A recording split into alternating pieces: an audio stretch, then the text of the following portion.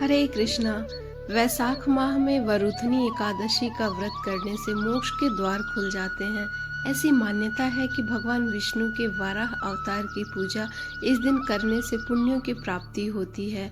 मई में वरुथनी एकादशी 2024 में कब है, आइए जानते हैं इसकी सही तारीख, मुहूर्त और महत्व।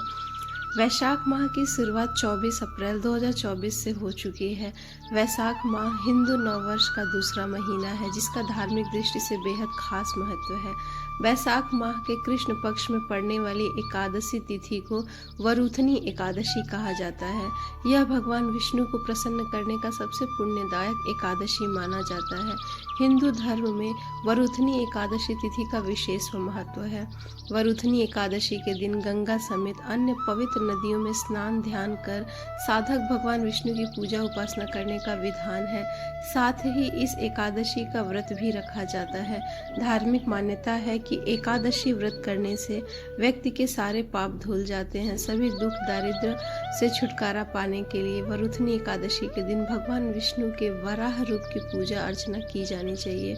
तो आइए जानते हैं इस साल वरुथनी एकादशी 2024 में कब है। इस साल 4 मई 2024 शनिवार को वरुथनी एकादशी का व्रत किया जाएगा। जो भी व्यक्ति इस वरुथनी एकादशी का व्रत करते हैं उन्हें कन्यादान के बराबर फल प्राप्त होता है। इस व्रत के महात्म्य का पाठ करने से 1 सहस्त्र गौदान का पुण्य प्राप्त होता है। पंचांग के अनुसार वैशाख माह के कृष्ण पक्ष की एकादशी तिथि 3 मई 2024 शुक्रवार रात 11:24 पर शुरू होगी और अगले दिन 4 मई 2024 शनिवार को रात 8:38 पर समाप्त होगी। ऐसे में वरुथनी एकादशी 4 मई को रखा जाएगा। एकादशी व्रत का पारण 5 मई 2024 रविवार सुबह 5:37 से लेकर सुबह 8:17 तक किया जाएगा। आइए अब जानते हैं वरुथनी एकादशी व्रत की कथा। एक बार धर्मराज युधिष्ठिर भगवान श्री कृष्ण से बोले, मैं आपको नमस्कार करता हूँ। आपने चैत्र मास के शुक्ल पक्ष की एकादशी अर्थात कामदा एकादशी के बारे में विस्तार पूर्वक बतलाया। हे श्री कृष्ण, अब आप कृपा करके वैशाख कृष्ण एकादशी का क्या महत्व है और उसकी क्या विधि है, यह भी मुझे बताएं। तब श्री भगवान बोले, हे राजन, वैशाख मास के कृष्ण पक्ष की एकादशी का नाम वरुथनी एकादशी है। इस व्रत के करने से समस्त पाप नष्ट हो जाते हैं तथा इसके प्रभाव से 1000 गौदान का फल प्राप्त होता है। इस एकादशी से संबंधित जो कथा प्रचलित है उसे मैं तुम्हें सुनाता हूँ, श्रद्धा पूर्वक श्रवण करो। बहुत समय पहले की बात है। नर्मदा किनारे एक राज्य था जिस पर मंधाता नामक राजा राज किया करते थे। राजा बहुत ही पुण्यात्मा थे। अपनी दानशीलता के लिए वे दूर दूर तक प्रसिद्ध थे। वे तपस्वी भी और भगवान विष्णु के परम उपासक थे। एक बार राजा जंगल में तपस्या के लिए चले गए और एक विशाल वृक्ष के नीचे अपना आसन लगाकर तपस्या आरंभ कर दी। वे अभी तपस्या में ही लीन थे कि एक जंगली भालू ने उन पर हमला कर दिया। वह उनके पैर को चबाने लगा, लेकिन राजा मंधाता तपस्या में ही लीन रहे। भालू उन्हें घसीट कर ले जाने लगा।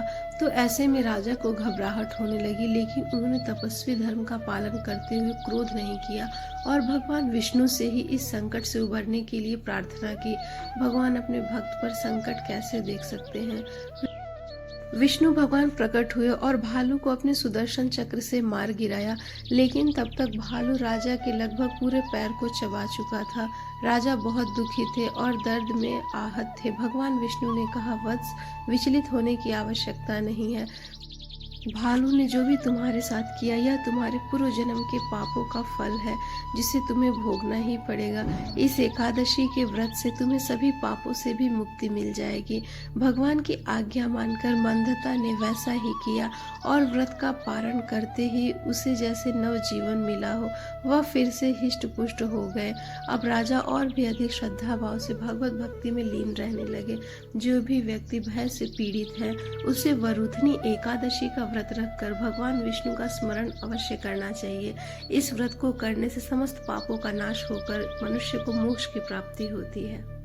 तो दोस्तों, ये थी आज की वरुथनी एकादशी व्रत की कथा। आपको यह कथा कैसी लगी हमें कमेंट करके जरूर बताएं। हरे कृष्ण।